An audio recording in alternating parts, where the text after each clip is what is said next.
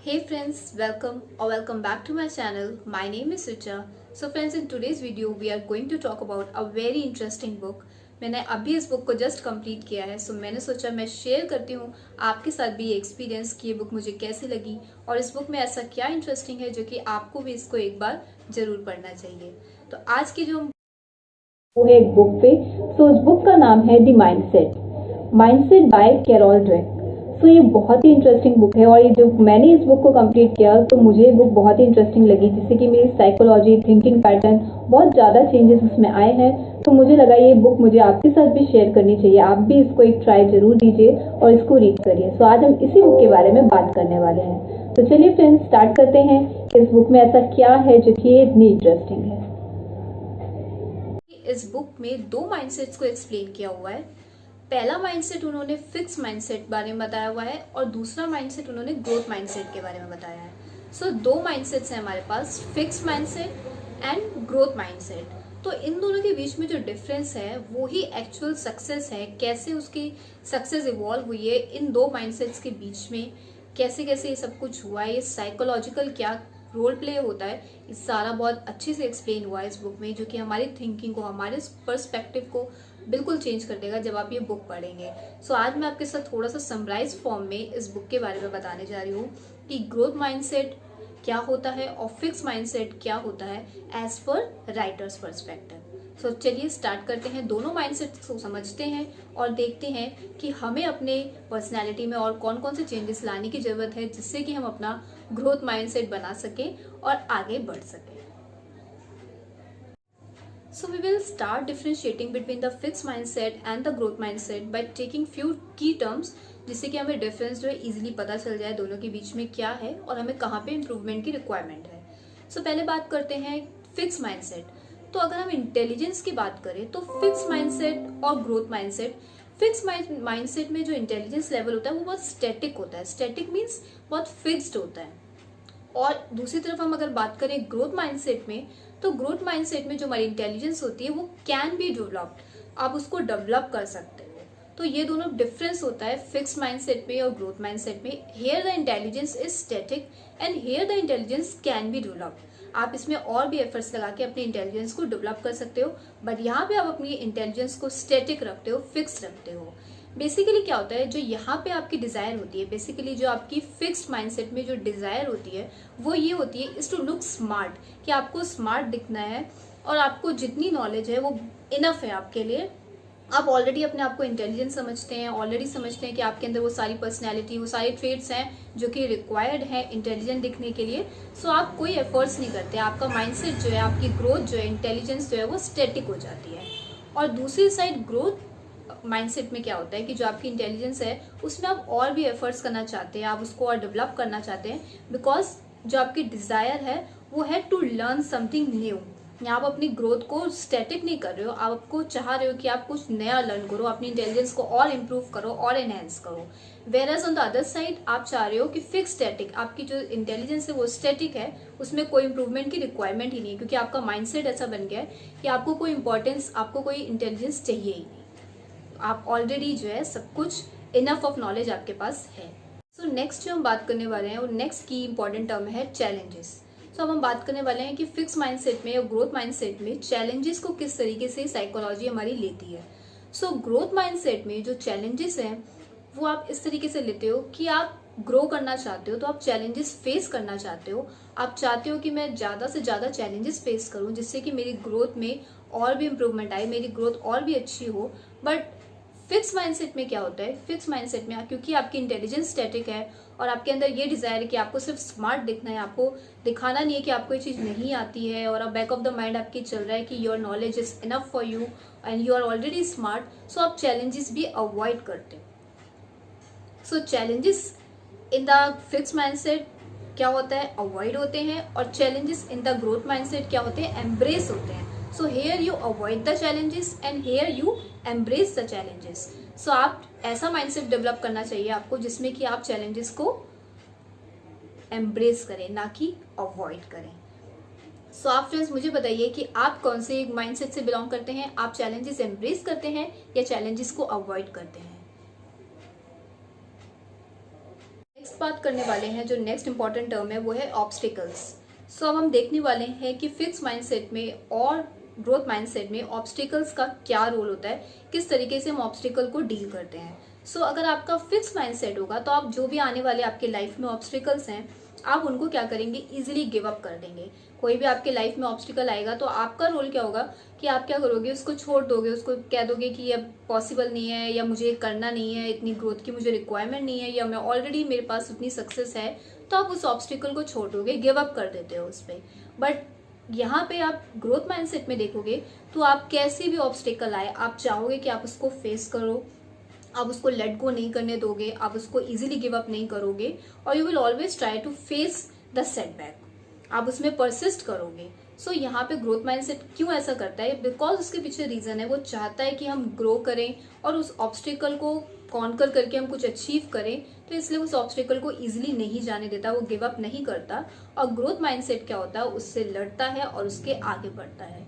तो आप डिसाइड करिए कि आप इन दोनों में से कौन से माइंडसेट से बिलोंग करते हैं। क्या आप ऑब्स्टिकल को इजीली गिव अप कर देते हैं, या फिर उसको आप कैसी भी सिचुएशन आए उस सिचुएशन को फेस करते हैं। Next point two discuss between both the mindset is efforts.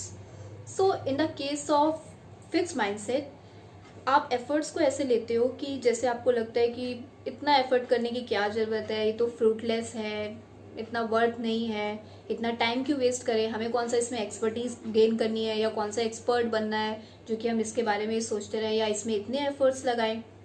ये होता है हमारा fix mindset. On the other hand, जहाँ पे ग्रोथ माइंडसेट के बारे में बात हो रही है, तो ग्रोथ माइंडसेट में आपको जब एफर्ट्स लगाने पड़ते हैं या एफर्ट्स देने पड़ते हैं किसी काम में, तो आपको लगता है कि यार ये तो बहुत फ्रूटफुल है, अगर हम इसमें एफर्ट्स लगा देंगे तो हो सकता है हम इसमें एक्सपर्टीज गेन कर ले, या we will become the master of something. तो आपको एफर्ट्स लगाने का मन करता है, और आप अपनी आपकी साइकोलॉजी ऐसा प्ले करती है कि आप जो है एफर्ट्स लगाते हो इस कोई भी काम में, जो कि चाहे वो ऑब्स्टिकल हो या कोई भी नया आपके लिए कोई भी काम होता है, तो उसमें अपने एफर्ट्स लगाते हो और उसको मानते हो कि वो एफर्ट्स जो हैं वो हमारे फ्रूटफुल होंगे, वो वर्थ है। अगर हम उस पर टाइम लगा रहे हैं तो उसका रिजल्ट हमें जरूर मिलेगा, क्योंकि बैक ऑफ द माइंड हम सोचते हैं कि अगर एफर्ट्स लग रहे हैं तो हम उसमें जरूर कोई ना कोई एक्सपर्टीज या मास्टरी गेन कर लेंगे। बट फिक्स माइंडसेट में आपको क्या लगता है, फिक्स माइंडसेट में आपको ये लगता है कि क्या करना है एफर्ट्स लगा के, यार हम तो ऑलरेडी हमें ये चीज़ आती है, या ये चीज़ आकर भी हमें क्या कर लेनी है, हमें कौन सी इसमें मास्टरी गेन करनी है। तो ये दो माइंडसेट हैं किसी भी एक चीज़ को लेके। तो आप किस तरीके से एफर्ट्स को लेते हैं ये आप पे डिपेंड करता है, आप उसको फ्रूटफुल समझते हैं या फिर वर्थलेस समझते हैं। अब आगे बढ़ते हैं और देखते हैं अपना नेक्स्ट वर्ड जो कि उन्होंने बहुत अच्छे से एक्सप्लेन किया हुआ है इस बुक में, वो है अबाउट क्रिटिसिज्म। सो बात करें कि दोनों माइंडसेट में कि क्रिटिसिज्म कैसे प्ले करता है, साइकोलॉजी कैसे हमारी काम करती है क्रिटिसिज्म को लेके। क्रिटिसिज्म बेसिकली नेगेटिव फीडबैक वगैरह जो आपको मिलते हैं उसी को बोलते हैं। सो क्रिटिसिज्म, अगर आप ग्रोथ माइंडसेट और फिक्स माइंडसेट, यहाँ पे हम फिक्स माइंडसेट के बारे में पहले बात करते हैं। अगर आप फिक्स माइंडसेट के बारे में बात करते हो तो फिक्स माइंडसेट क्या होता है, क्रिटिसिज्म को इग्नोर करता है। वो सोचता है कि क्या करना है हमें किसी की फीडबैक लेके, हम तो अपने आप में इंटेलिजेंट है, अपने आप में ग्रोड है, हमें कोई क्रिटिसिज्म की जरूरत नहीं है, हमें कोई फीडबैक की जरूरत नहीं है। तो आप जनरली क्या करते हो, जो कि नेगेटिव फीडबैक्स आते हैं आपको मिलते हैं, आप उसको इग्नोर करते हो। जनरली हम लोग क्या करते हैं, कहते हैं ना कि एक कान से सुन दूसरे कान से निकाल, हमें क्या करना है, वो बोल रहा है बोलने दे। तो नेगेटिव फीडबैक को जनरल लोगों की साइकोलॉजी यही होती है कि हम उसको इग्नोर करते हैं। बट कुछ अच्छा होता है तो हम उसको अप्रिशिएट करते हैं, उसको अपने पास रखते हैं। बट नेगेटिव फीडबैक आता है तो हम उसको इग्नोर कर देते हैं, छोड़ना यार कौन सुन रहा है, हमें पता है हम क्या कर रहे हैं, हम क्या नहीं कर रहे हैं। तो ये क्या होता है, स्टैटिक इंटेलिजेंस है। आप इंप्रूव नहीं होना चाहते हो, आप कोई फीडबैक पे कोई काम नहीं करना चाहते, आप उसको बस इग्नोर कर रहे हो, छोड़ो इसे, रहने दो। बट अगर आप दूसरे तरफ आएंगे और अगर आप ग्रोथ माइंडसेट के बारे में बात करेंगे, तो ग्रोथ माइंडसेट में क्या होता है, हमारी साइकोलॉजी ऐसे प्ले करती है, अगर उसको कोई नेगेटिव फीडबैक मिलता है तो वो पर्सन क्या करता है, उस नेगेटिव फीडबैक पे वर्क करना स्टार्ट करता है। They start working on it, और उसको इम्प्रूव करता है कि अगर कुछ लोग ऐसा बोल रहे हैं मेरे बारे में कि ये नेगेटिव है, ये नेगेटिव फीडबैक है आपके बारे में कि ये चीज़ में आप अच्छे नहीं हो या आप ऐसे इम्प्रूव कर सकते हो, तो विदाउट इग्नोरिंग इट आप उस पर वर्क करते हो, आप उसको और अच्छा करने की कोशिश करते हो कि क्यों ऐसा मेरे साथ हो रहा है, मेरे को ये इस पर काम करना चाहिए, मेरे को इस पर वर्क करना चाहिए और इसको इम्प्रूव करना चाहिए। अगर कोई बोल रहा है तो मे बी उसमें कोई ना कोई रीज़न होगा। पॉजिटिव थिंकिंग को लेते हुए आपको उस पर काम करना चाहिए और अपना जो भी नेगेटिव फीडबैक है या क्रिटिसिज्म है उस पर अगर आप वर्क करेंगे तो वो इम्प्रूव हो जाएगा और आपकी पर्सनैलिटी में एक और भी इन्हेंसमेंट होगी। सो पॉजिटिव और ग्रोथ माइंडसेट जो है इस तरीके से वर्क करता है, और नेगेटिव ये करता है कि इग्नोर करो, हमें क्या सबके फीडबैक लेके थोड़ी ना चलने हैं। सो आप डिसाइड करिए कि आपकी साइकोलॉजी इस जगह पे कैसे रोल प्ले करती है। So last term is success of others. So we will see कि फिक्स माइंडसेट में और ग्रोथ माइंडसेट में सक्सेस ऑफ अदर का किस तरीके से हम रिएक्शन होता है, क्या हमारी साइकोलॉजी इस पे रिएक्ट करती है। सो बेसिकली क्या होता है कि जब हम दूसरों की सक्सेस को देखते हैं तो अगर आपका फिक्स माइंडसेट है और आपका स्टैटिक माइंडसेट है, so you always get threatened by the success of other. Whereas अगर आपका ग्रोथ माइंडसेट है तो आप दूसरों की सक्सेस को एज अ इंस्पिरेशन और एज अ लेसन लेते हो। तो क्या होता है कि आपकी जब आपकी इंटेलिजेंस बहुत स्टैटिक है और आप ग्रो नहीं करना चाहते हो, आपका माइंडसेट बहुत फिक्स्ड है, तो आप दूसरों की इंटेलिजेंस पे थोड़ा सा थ्रेटन्ड हो जाते हो या फिर आप थोड़ा जेलस हो जाते हो और आपको ऐसा लगता है कि इसको क्यों ये चीज़ मिल गई, या आपको थोड़ा सा थ्रेटनिंग सा फील होता है दूसरों की सक्सेस को लेके। आप खुश नहीं होते या फिर आप उसको चाहते नहीं हो कि आप उससे कुछ इंस्पायर हो या उससे कोई लेसन लो। पर दूसरे ही हाथ पे क्या होता है कि अगर आप ग्रोथ माइंडसेट के बारे में बात करो तो आप दूसरों की सक्सेस से क्या होते हो, आप इम्प्रूव करते हो। आपको ऐसा लगता है कि उसकी बैक स्टोरी क्या है, उसको ये सक्सेस कैसे अचीव हुई है या उसने ऐसा क्या क्या किया है। आप उसके बारे में पढ़ना स्टार्ट करते हो, उसके बारे में जानना स्टार्ट करते हो और देखने की और जानने की कोशिश करते हो कि ये सक्सेस उसने कैसे अचीव करी, उसका क्या माइंडसेट था, उसके क्या एफर्ट्स थे, क्या क्या चैलेंजेस उसने फेस किए। सो इन सारी चीज़ों के बारे में आप जानते हो, उसको एज अ इंस्पिरेशन लेते हो, एज अ लेसन लेते हो और वो सारी ट्रेड्स से अपने आप में अडेप्ट करने की कोशिश करते हो। सो ये दोनों माइंडसेट में डिफरेंस है कि आप दूसरों की सक्सेस को कैसे लेते हो। सो मैंने आपको शॉर्ट में समझाने की कोशिश की है कि ये बुक हमारे साइकोलॉजी को कैसे, मतलब बेसिकली न्यू साइकोलॉजी देती है हमें सक्सेस के लिए। हमने आज बात की कि हम चैलेंजेस को कैसे लेते हैं, हम ऑब्स्टिकल्स को कैसे लेते हैं, देन हम अपने एफर्ट्स को कैसे लेते हैं, हम दूसरों की सक्सेस को कैसे लेते हैं, क्रिटिसिज्म या नेगेटिव फीडबैक को हम कैसे लेते हैं। सो ये सारी चीज़ें डिपेंड करती है कि हमारी साइकोलॉजी कैसे काम करने वाली है या हमारा माइंडसेट कैसे होने वाला है। हमारा माइंडसेट ग्रोथ की तरफ जाएगा या फिर हमारा माइंडसेट जो है फिक्स रहने वाला है। तो ये साइकोलॉजी आपको अगर लगता है कि आपको भी ग्रो करना है और आपको भी कुछ अचीव करना है तो आपको भी अपना माइंडसेट चेंज करना पड़ेगा। जब आप ये बुक पढ़ेंगे तो आपको भी डिफरेंस पता चलेगा कि आपकी हो सकता है कि आपकी मिक्स साइकोलॉजी, जैसे कि मुझे लगता है कि मेरी मिक्स साइकोलॉजी है, मैं कुछ चीज़ों में ग्रोथ करना पसंद करती हूँ और कुछ चीज़ें मेरी स्टैटिक हैं। बट इस बुक को पढ़ने के बाद मैं अपने अंदर बहुत सारे चेंजेस लाने वाली हूँ, अपनी साइकोलॉजी में इम्प्रूवमेंट लाने वाली हूँ जिससे कि मुझे सक्सेस अचीव हो।